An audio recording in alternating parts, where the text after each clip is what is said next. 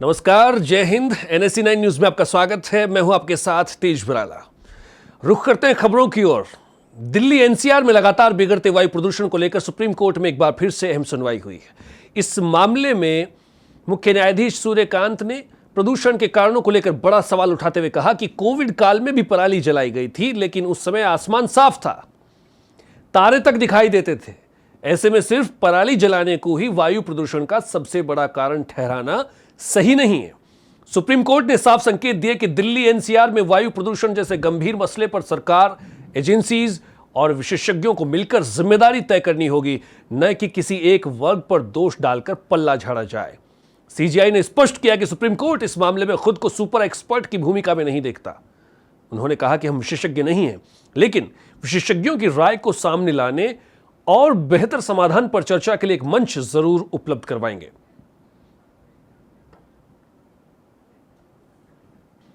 पश्चिम बंगाल की मुख्यमंत्री ममता बनर्जी ने SIR प्रक्रिया के खिलाफ अपनी मुहिम तेज कर दी है। वो सड़क से लेकर अदालत तक इस मुद्दे को उठा रही हैं और चुनाव आयोग से तत्काल प्रभाव से SIR प्रक्रिया रोकने की मांग कर रही हैं। इसके लिए वो लगातार चुनाव आयोग को चिट्ठियां लिख रही हैं और आम लोगों के बीच जाकर अपनी बात भी रख रही हैं। ममता बनर्जी ने चुनाव आयोग पर गंभीर आरोप लगाते हुए कहा कि आयोग जो कुछ कर रहा है वो पूरी तरह गैर कानूनी और अलोकतांत्रिक है। उन्होंने आरोप लगाया कि चुनाव आयोग BJP की IT सेल के साथ मिलकर काम कर रहा है और आम लोगों को परेशान किया जा रहा है।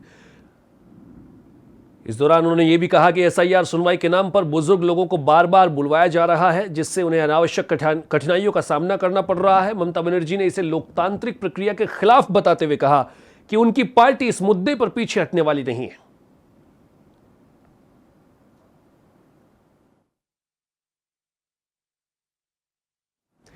असम के मुख्यमंत्री हिमंता बिस्वा शर्मा ने कहा कि राज्य में जिहादी सक्रिय हैं और पिछले 10 वर्षों से इसके सबूत मिल रहे हैं। उन्होंने इसे चिंता का विषय बताते हुए कहा कि असम की सुरक्षा चिंता का विषय है और जब तक पूरी भू राजनीतिक स्थिति नियंत्रण में नहीं आ जाती, तब तक यह चिंता बनी रहेगी। बांग्लादेश में जो हो रहा है हमारे लिए चिंता की कारण बना हुआ है। हिंदू लोगों का ऊपर अत्याचार दिन का दिन बढ़ ही रहा है, तो स्थिति चिंतनीय है और उनका इफेक्ट असम में भी हो सकता है। तो हमें थोड़ा एक हिसाब से थोड़ा सा कोशिश रहना पड़ेगा स्थिति को। जयपुर में Rajasthan Digifest tie global summit 2026 का आयोजन किया गया। इसके तहत सीतापुरा स्थित Jaipur exhibition and convention centre में राजस्थान AI इम्पैक्ट कॉन्फ्रेंस हुई और इस कॉन्फ्रेंस का उद्घाटन मुख्यमंत्री भजनलाल शर्मा ने किया। इस मौके पर केंद्रीय मंत्री जितिन प्रसाद, अश्विनी वैष्णव, उद्योग एवं IT मंत्री राजस्थान सरकार कर्नल राज्यवर्धन सिंह राठौर भी मौजूद रहे। केंद्रीय मंत्री अश्विनी वैष्णव ने जयपुर में देश का सबसे बड़ा डेटा सेंटर बनाने की घोषणा कर दी है। उन्होंने कहा कि इसका जल्द ही भूमि पूजन किया जाएगा, जिसमें लघु उद्योग भारती के माध्यम से भी 5000 युवाओं को ट्रेनिंग दी जाएगी। जैसे G20 में देश के सभी प्रदेशों में G20 के रीजनल समिट किए गए थे, वैसे ही AI इम्पैक्ट समिट के भी रीजनल AI इम्पैक्ट समिट सभी प्रदेशों में किए जा रहे हैं।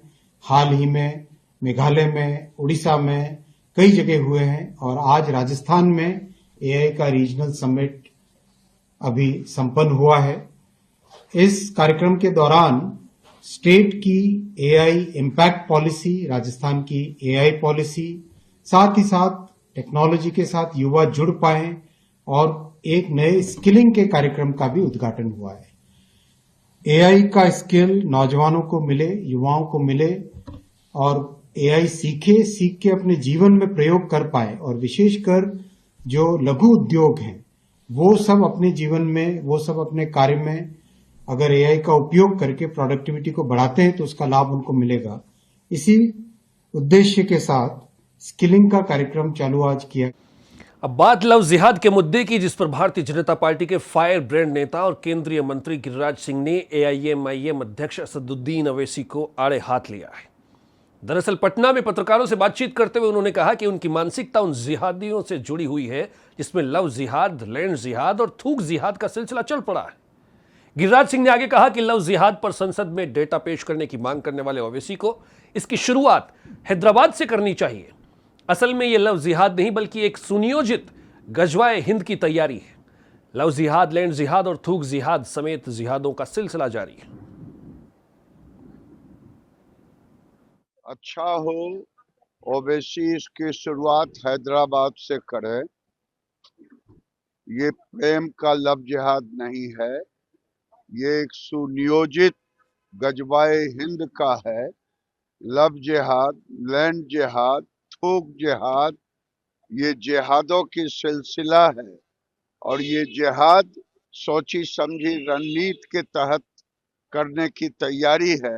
ओवैसी जी की मानसिकता उस जिहाद से जुड़ी हुई है, लेकिन भारत में अब जिन्ना का जिन अगर किसी में घुस गया है तो लेकिन दिल्ली विधानसभा के शीतकालीन सत्र के दौरान विपक्ष की नेता आतिशी के एक बयान को लेकर हंगामा हो गया। दरअसल दिल्ली सरकार के मंत्री मनजिंदर सिंह सिरसा ने आरोप लगाया कि आतिशी ने गुरुओं का अपमान किया है।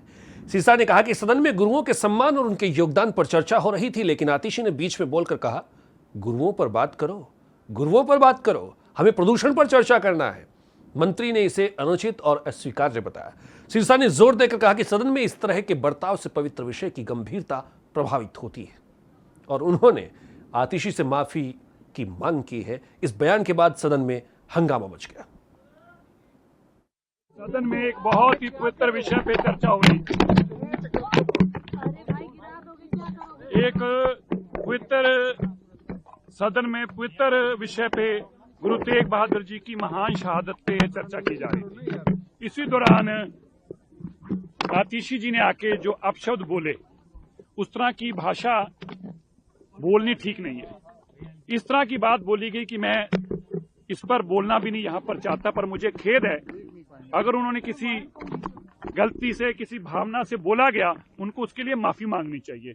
और मुझे इस बात का खेद है कि जब गुरु तेग बहादुर जी की महान शहादत पे ये विचार चर्चा की जा रही है, उनको सच्ची श्रद्धा भेंट की जा रही है, ऐसे में वो भागना चाहती थी और उन्होंने पोल्यूशन का मुद्दा उठाया, जबकि पोल्यूशन का कल के लिए चर्चा लगी हुई है। ये उनके पास भी एजेंडा है, लिस्ट ऑफ बिजनेस उनके पास लो भी उनके पास है। महाराष्ट्र में निकाय चुनाव के दौरान एआईएमआईएम चीफ असदुद्दीन ओवैसी भी जोर शोर से चुनाव प्रचार कर रहे हैं। यहां 15 जनवरी को मतदान होना है।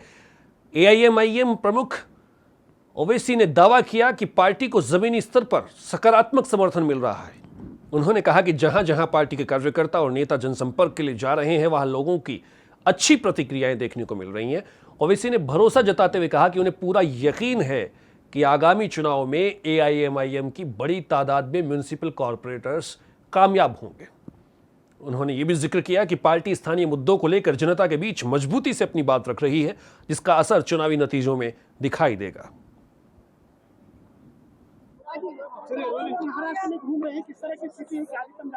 जहाँ जहाँ हमारी पार्टी के कैंडिडेट्स लड़ रहे हैं, वहाँ पर बहुत गैर मामूली पॉजिटिव रिस्पांस हमको मिल रहा है और मुझे यकीन है कि इंशाअल्लाह ताला एक बड़ी तादाद में हमारे पार्टी के म्युनिसिपल कॉरपोरेटर्स कामयाब भी होंगे।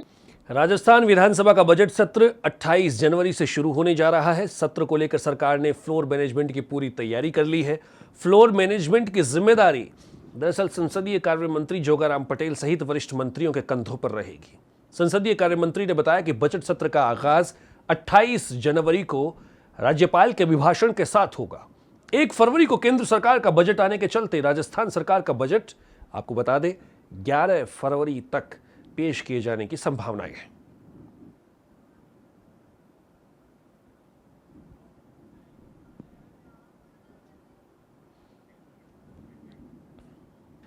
छत्तीसगढ़ के कथित शराब घोटाले मामले में जेल में बंद पूर्व आबकारी मंत्री कवासी लखमा से मिलने पूर्व मुख्यमंत्री भूपेश बघेल रायपुर सेंट्रल जेल पहुंचे। उन्होंने करीब 1 साल से जेल में बंद लखमा से मुलाकात की। जेल से बाहर निकलने के बाद भूपेश बघेल ने कहा कि भाजपा के मंत्री और नेता अब अनजाने में ही सच स्वीकार कर रहे हैं। उन्होंने आरोप लगाया कि एक निर्दोष व्यक्ति को ईडी और ईओडब्ल्यू ने पिछले 1 साल से जेल में बंद किया हुआ है और भाजपा के नेता भी इस बात को मान रहे हैं। उन्होंने सवाल उठाया कि अगर लखमा निर्दोष है तो फिर एफआईआर और कार्रवाई क्यों की गई। बता दें कि ईडी ने 16 जनवरी को लखमा को गिरफ्तार किया था, तब से वो न्यायिक हिरासत में है। बंद कर रखा है, और यदि ये निर्दोष मान रहे हैं और मंत्रिमंडल में हैं, तो फिर ईओडब्ल्यू कार्रवाई क्यों कर रही है? उसको एफआईआर क्यों करके रखा है? और दूसरी बात ये है कि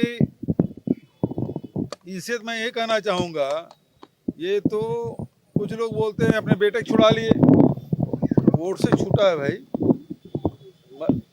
मेरा बस चलता तो जेल ही क्यों जाता? और कोर्ट ने फटकार ही लगाया है, ईओडब्ल्यू हो चाहे ईडी हो। अब सवाल ये उठता है कि इन नेताओं से इतना कहना चाहता हूँ, यदि कवासी लखमा का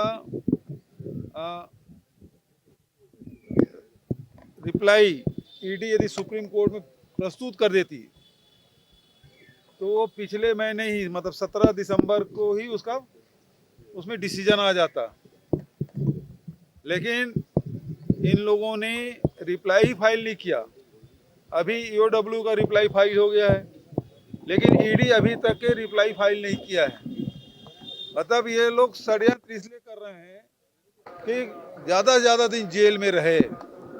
देखिए, ये उनका अपना निर्णय होगा, मिलना भी चाहिए। बेटा गुजरात, उत्तर प्रदेश और कर्नाटक में मंगलवार को अलग अलग जगहों पर बम से उड़ाने की धमकियां मिली।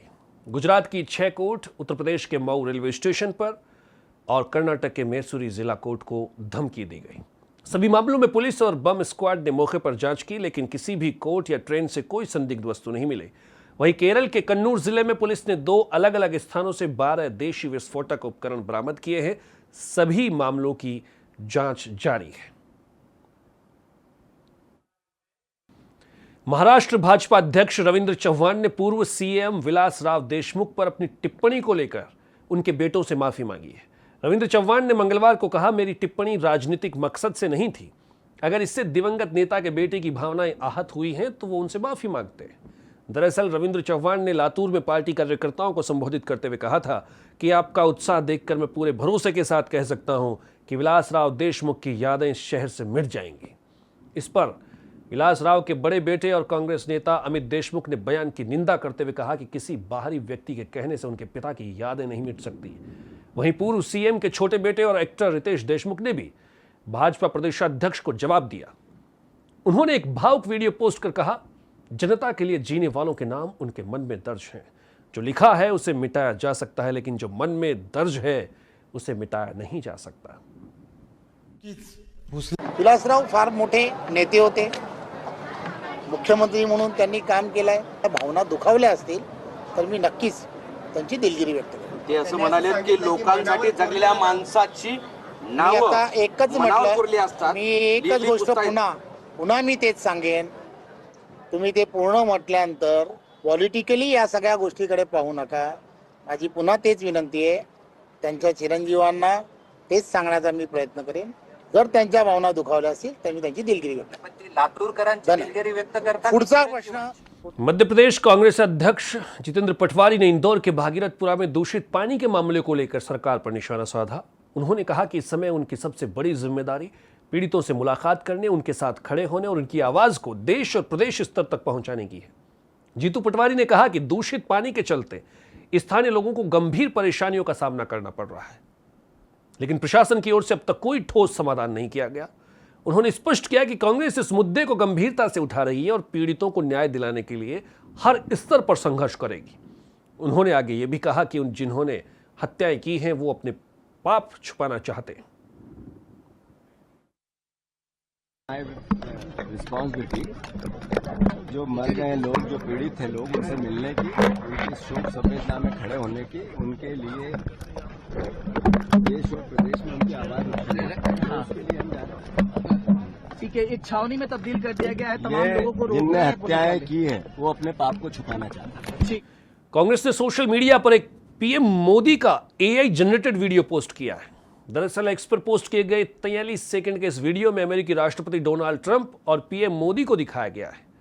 कैप्शन में लिखा है, मोदी के डर का खामियाजा देश भुगत रहा है। वीडियो में पीएम मोदी और ट्रंप को कॉल पर बातचीत करते हुए दिखाया गया, जिसमें पीएम ट्रंप से बोलते हैं कि जैसा जैसा आप बोलेंगे मैं वैसा वैसा करूंगा।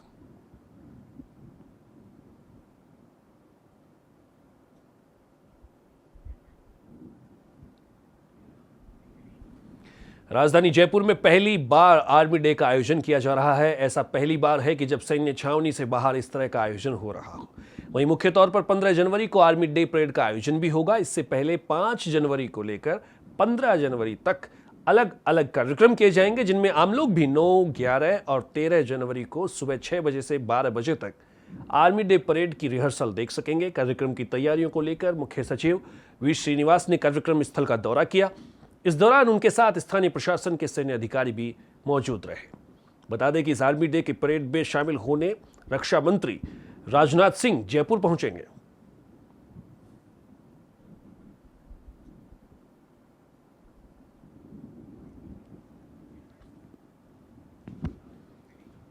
हल्द्वानी में एक बार फिर से सिस्टम की लापरवाही एक मासूम की जान पर भारी पड़ गई। दरअसल मुखानी रोड पर सड़क में बने हुए गहरे गड्ढे के चलते 13 वर्षीय बच्चे की दर्दनाक मौत हो गई। इस हादसे ने न सिर्फ एक परिवार को उजाड़ दिया, बल्कि प्रशासनिक कार्यशैली पर भी बड़े सवाल खड़े कर दिए। घटना के बाद कुमाऊं कमिश्नर दीपक रावत टीम के साथ मौके पर पहुंचे और सड़क निर्माण कार्य का स्थलीय निरीक्षण किया। निरीक्षण के दौरान सामने आया कि जिस जगह हादसा हुआ वहां सड़क निर्माण का कार्य लंबे समय से चल ही जा रहा था, लेकिन सुरक्षा के नाम पर कोई ठोस इंतजाम नहीं किए गए थे। सड़क निर्माण कर रही एजेंसी UUSDA के अधिकारी मौके पर कमिश्नर के सवालों का संतोषजनक जवाब नहीं दे सके। न तो निर्माण स्थल पर साइनिंग बोर्ड लगाए गए थे और न ही निर्माण कार्य की जानकारी देने वाली प्रगति बोर्ड मौजूद थे। इसके अलावा सड़क पर बैरिकेडिंग और चेतावनी संकेतों का भी पूरी तरह से अभाव पाया गया। हादसे के बाद एजेंसी की लापरवाही और भी उजागर तब हुई जब रातों रात सड़क के गड्ढों को भर दिया गया।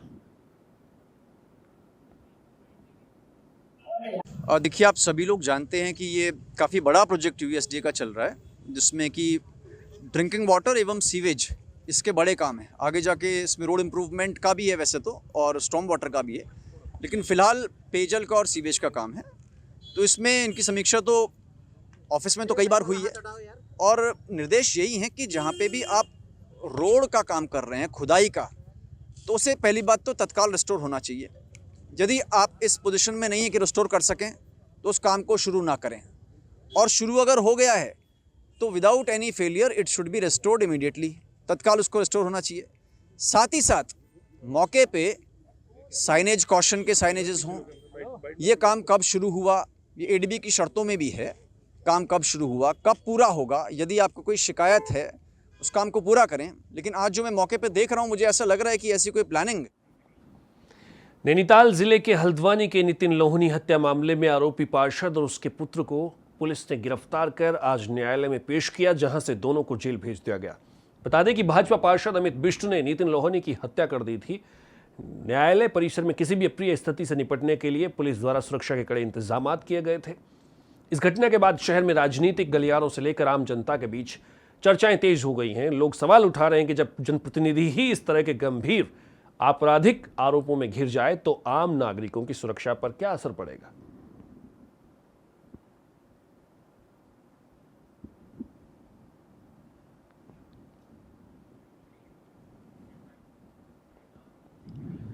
छत्तीसगढ़ के जशपुर में आदिम जाति सेवा सहकारी समिति मर्यादित कोनपारा में खरीफ विपणन वर्ष 2024-25 में गबन का मामला सामने आया है। दरअसल छत्तीसगढ़ राज्य सहकारी बैंक मर्यादित जिला जशपुर के नोडल अधिकारी ने थाना तुमला में लिखित आवेदन देकर संबंधित अधिकारियों और कर्मचारियों के खिलाफ केस दर्ज करवाया। जानकारी के मुताबिक धान खरीदी केंद्र कोनपारा में 6,55,26,979 रुपए 40 पैसे का गबन हुआ। यह अनियमितता संयुक्त जांच दल द्वारा किए गए भौतिक सत्यापन में उजागर हुई। जांच के दौरान ऑनलाइन कंप्यूटर रिकॉर्ड के मुताबिक केंद्र में कुल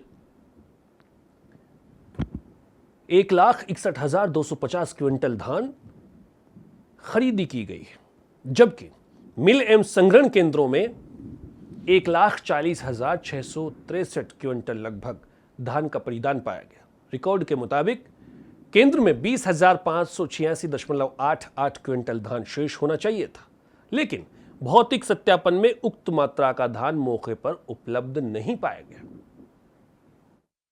तुमला थाना क्षेत्रांतर्गत कोनपारा धान समिति केंद्र में हुए धान खरीदी में अनियमितता को लेकर एपेक्स बैंक के नोडल अधिकारी के द्वारा लिखित में शिकायत दिया गया था कि खरीदी में 20,000 क्विंटल धान की गड़बड़ी है, जिसकी कीमत 6,55,00,000 रुपए है। इस लिखित शिकायत पर पुलिस के द्वारा 318 का मामला पंजीबद्ध किया गया है और इसमें 6 नामजद आरोपी हैं, जिसमें समिति प्रबंधक जयप्रकाश साहू है और अन्य 5 लोग हैं। और अभी एक आरोपी जो फड़ प्रबंधक था, उसको शिशुपाल यादव को पुलिस के द्वारा गिरफ्तार किया गया है। 5 आरोपी फरार हैं। बहुत जल्द इनकी गिरफ्तारी की जाएगी। मामले को विवेचना। अब बात ऑपरेशन निश्चय की। दरअसल रायपुर में पुलिस ने नशे के खिलाफ चलाई जा रही विशेष अभियान ऑपरेशन निश्चय के तहत बड़ी सफलता हासिल की है। पुलिस ने मेडिकल दवाइयों की आड़ में प्रतिबंधित नशीली टैबलेट्स की सप्लाई करने वाले एक संगठित सिंडिकेट का पर्दाफाश कर दिखाया है।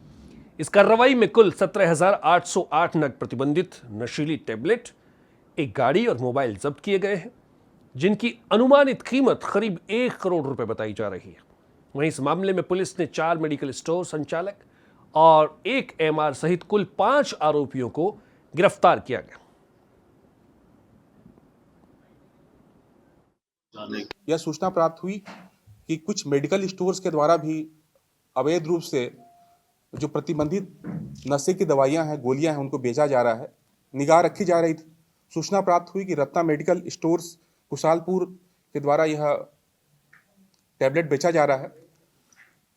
एक पॉइंटर के माध्यम से जानकारी प्राप्त हुआ और फिर वहां पर जब कार्रवाई की गई तो यह पता चला कि रत्ना मेडिकल स्टोर के संचालक कान्हा कृष्ण कश्यप द्वारा बिना किसी पर्ची के, बिना किसी मेडिकल प्रिस्क्रिप्शन के अवैध रूप से प्रतिबंधित मेडिकल दवाइयों को बेचा जा रहा था।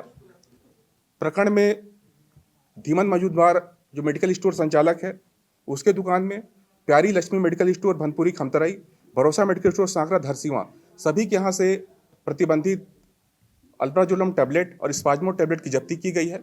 जब्त टैबलेट का Rajasthan Digifest try global summit 2026 के तहत सीतापुरा के जेईसीसी में आयोजित कॉमिक कॉन का भव्य शुभारंभ हुआ। पहले ही दिन कार्यक्रम में युवाओं की जबरदस्त भागीदारी देखने को मिली है।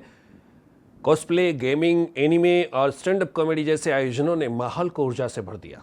रचनात्मक और रंग बिरंगे परिधानों में सजे कॉस्प्ले प्रतिभागी दर्शकों के लिए आकर्षण का केंद्र बने। वहीं गेमिंग जोन, लाइव सेशंस और इंटरेक्टिव एक्टिविटीज में दिन भर उत्साह छाया रहा। युवाओं ने अपने पसंदीदा कैरेक्टर्स के रूप में सजकर कार्यक्रम का भरपूर आनंद लिया। इस अवसर पर अंतर्राष्ट्रीय कॉमिक जगत के दिग्गज कलाकार बर्नार्ड चांग और यानिक पॉकेट ने की मौजूदगी रही। दोनों कलाकारों ने मार्वल और डीसी कॉमिक्स से जुड़े अपने अनुभव साझा किए और फैंस के साथ सीधे संवाद किया। टीयर 2 और टीयर 3 सिटीज़ के लिए एक बहुत बड़ा अपॉर्चुनिटी है जो राजस्थान गवर्नमेंट कर रही है। राइजिंग राजस्थान उन्होंने किया, अब ये करा है। So we are getting lot of opportunities here and it's happy to see that 300+ startups are here and it's amazing and we are building on AI based answer node with the get gaps और WhatsApp automation के through अभी हमारे US, Australia और हर जगह हम customer base को tie कर रहे हैं। और गवर्नमेंट ने लास्ट ईयर हमको मौका दिया था सऊदी जाने का और जाइटेक्स में हमने स्टॉल लगाई।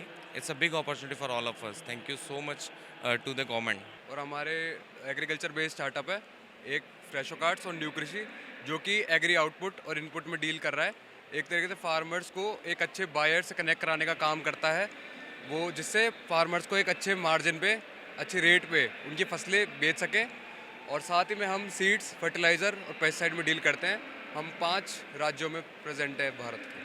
बेसिकली हम है ना फ्लीट ओनर्स के लिए, उनके लिए एक सर्विस प्रोवाइड करवाते हैं जिसमें वो एक TPM से रियल टाइम एयर प्रेशर और टेम्परेचर से उनको अपने फ्यूल कॉस्ट सेव कर सकते हैं, अपने टायर की एज को इंक्रीज़ कर सकते हैं। क्योंकि इससे सबसे बड़ा बेनिफिट ये होता है कि एक टायर में एक एयर प्रेशर को मेंटेन करेंगे तो उनको टायर की एज इंक्रीज होती है। और सेकंड ऑफ हम इनको एक डैशबोर्ड देते हैं, वो एप्लीकेशन से भी वो उसको चेक कर सकते हैं कि पर्टिकुलर उनको नोटिफिकेशन भी प्रोवाइड होते हैं कि उनके टायर के एयर प्रेशर कितनी है, उनको कितना मेंटेन करना है।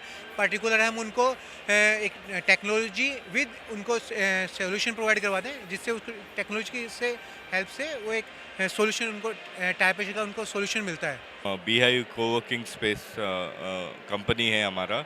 हम बेंगलुरु से आए हैं। हमारा we are one of the largest coworking space in Bengaluru एंड हमारे पास 27 सेंटर्स है बेंगलुरु में। हम जयपुर टाई ग्लोबल समिट में हिस्सा लिया है क्योंकि ये हमारे लिए एक बड़ा प्लेटफॉर्म है।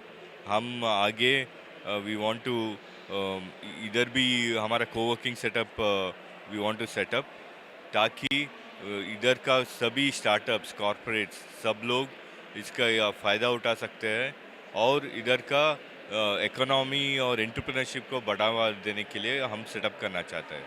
फॉर एग्जांपल हमारे 28 सेंटर्स है ऑल बेंगलुरु और मुंबई में, और हमारे पास 1000 स्टार्टअप्स हमारे कस्टमर्स है इन दोनों सेंटर्स में। तो हम इधर जयपुर राजस्थान भी आएंगे तो इधर का लोकल स्टार्टअप्स को हम सपोर्ट करेंगे, कॉर्पोरेट्स को सपोर्ट करेंगे। हमारा पूरा campus model along with sports, entertainment, office space, उन सब फैसिलिटीज़ का सब लोग फ़ायदा उठा सकते हैं। हमारा डे पास जो पूरा ऑफिस का फैसिलिटी देते हैं, कोई भी स्टूडेंट, फ्रीलांसर्स और कॉर्पोरेट्स और प्रोफेशनल्स जो भी उधर जाके काम करना चाहते हैं, सिर्फ 100 रुपये दे के पूरा दिन बैठ के काम कर सकते हैं with free chai, paani, coffee, AC facility with common area, sports area access and everything. So ये हमारा कम्युनिटी इनिशिएटिव है और ये हमारा 11 साल से कर रहे हैं हम लोग।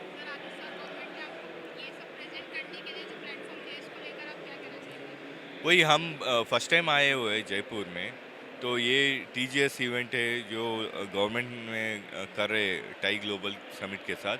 ये बहुत अच्छा इनिशिएटिव है, तो क्योंकि उन्होंने हमको इनवाइट किया, इधर पूरा प्लेटफॉर्म एक्सप्लेन किया।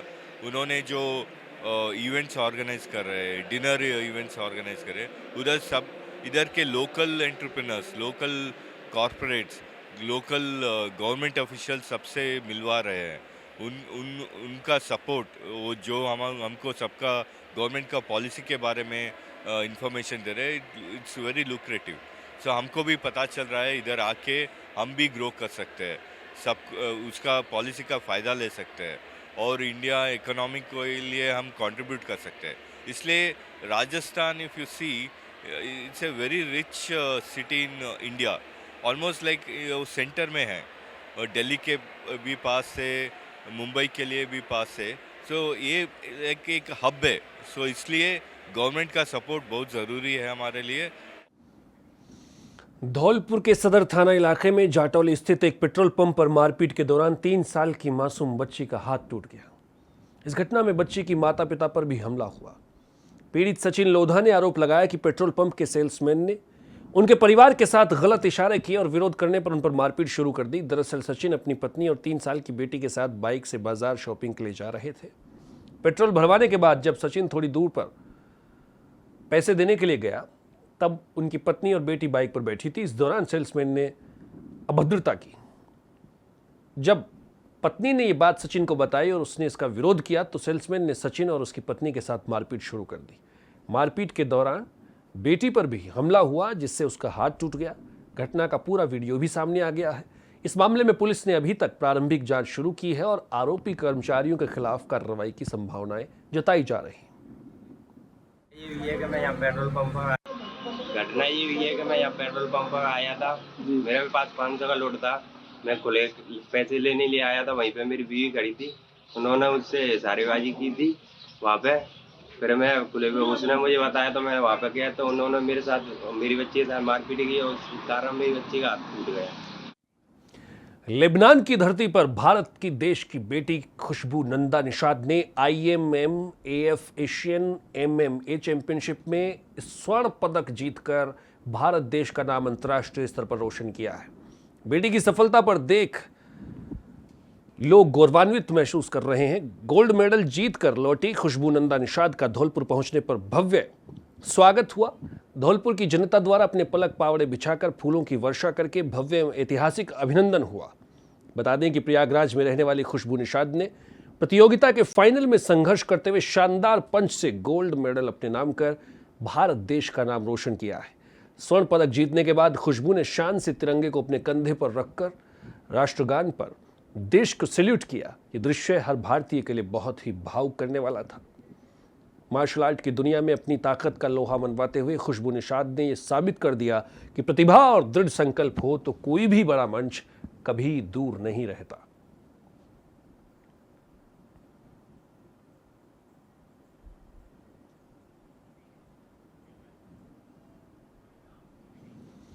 धौलपुर के बसई नवाब क्षेत्र में खैरागढ़ सड़क मार्ग से बज्जरगढ़ को जोड़ने वाली लिंक रोड पर डामरीकरण कार्य को लेकर ग्रामीणों ने विरोध प्रदर्शन किया। बज्जरगढ़ के ग्रामीणों का आरोप है कि लगभग 2 किलोमीटर लंबी ग्रेवल सड़क पर डामरीकरण किया जा रहा है, लेकिन ठेकेदार द्वारा घटिया सामग्री का इस्तेमाल भी तो हो रहा है और मानकों की अनदेखी की जा रही है। इस दौरान ग्रामीणों ने ठेकेदार और पीडब्ल्यूडी विभाग के खिलाफ नारेबाजी करते हुए कार्य को रोक दिया। यूपी बॉर्डर से बनकर हमारी रोड बनकर आ रही है। 2 किलोमीटर का एरिया है जिसकी क्वालिटी और उसकी गुणवत्ता एकदम खराब है।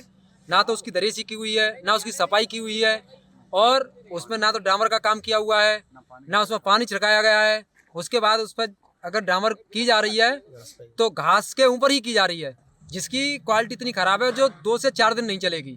इसलिए हम लोगों ने तहसीलदार के पास गए। तहसीलदार साहब यहाँ पर मौके माने पर आए हुए हैं, वो भी यहाँ उपस्थित हैं और हमने काम को रुकवा दिया गया है। जब तक इसकी सुनिश्चित रूप से इसकी कार्रवाई नहीं की जाएगी, अच्छी तरह के इसके बारे में गुणवत्ता के बारे में जांच नहीं की जाएगी, तब तक इस कार्य को हम चालू नहीं होने देंगे। ये सर जी, ये खैरागढ़ रोड से बज्जरगढ़ की तरफ में रोड बन रहा है। एकदम ही घटिया किस्म की सामग्री लगाई जा रही है। न तो इसकी दरेसी की गई, न तो घास की सफाई की गई, न पानी डाल के। धौलपुर जिले के विशेष पॉक्सो कोर्ट ने एक नाबालिग छात्रा से दुष्कर्म के मामले में आरोपी को 20 साल के कठोर कारावास की सजा सुनाई गई। कोर्ट ने पीड़िता को पीड़ित प्रतिकार स्कीम के तहत 5 लाख रुपए मुआवजा देने के भी आदेश दिए।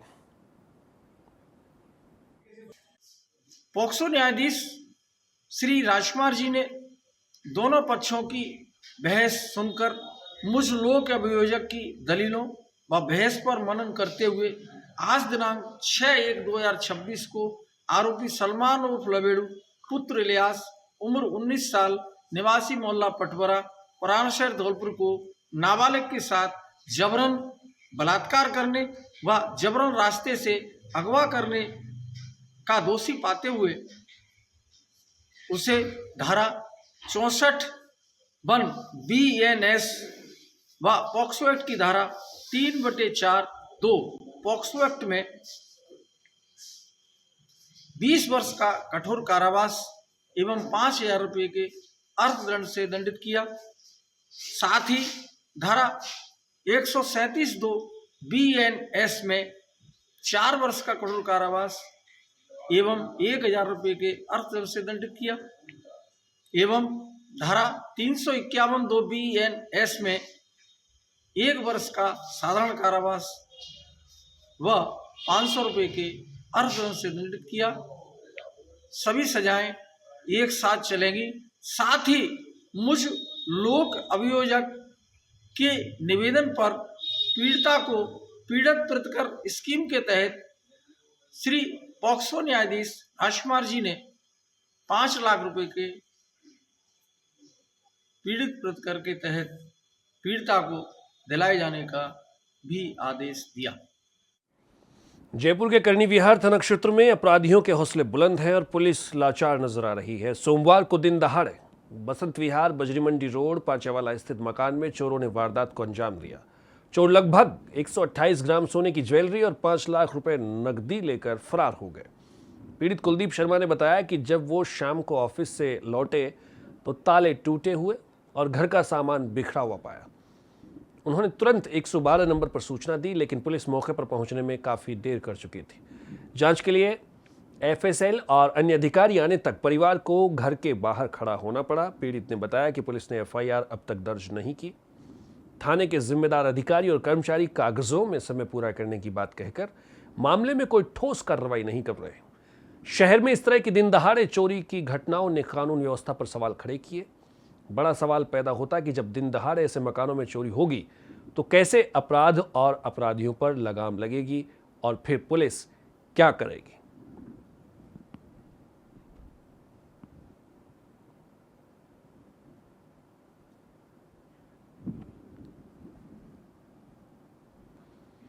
राजस्थान में सब इंस्पेक्टर भर्ती परीक्षा 2021 में फर्जीवाड़े का एक और बड़ा खुलासा हुआ है। दरअसल एसओजी ने इस हाई प्रोफाइल पेपर लीक और डमी कैंडिडेट रैकेट में एक और आरोपी को गिरफ्तार किया है।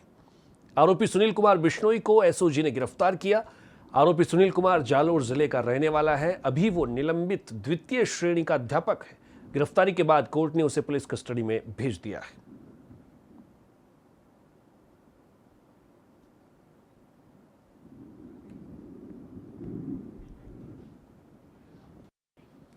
फिलहाल इस बुलेटिन में इतना ही। देखते रहिए NSC 9 न्यूज। तेज बराला को दीजिए इजाजत। नमस्कार।